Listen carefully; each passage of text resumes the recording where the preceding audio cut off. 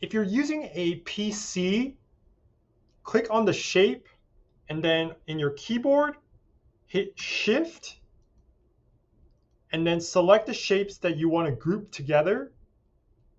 And then at the top, hit Group.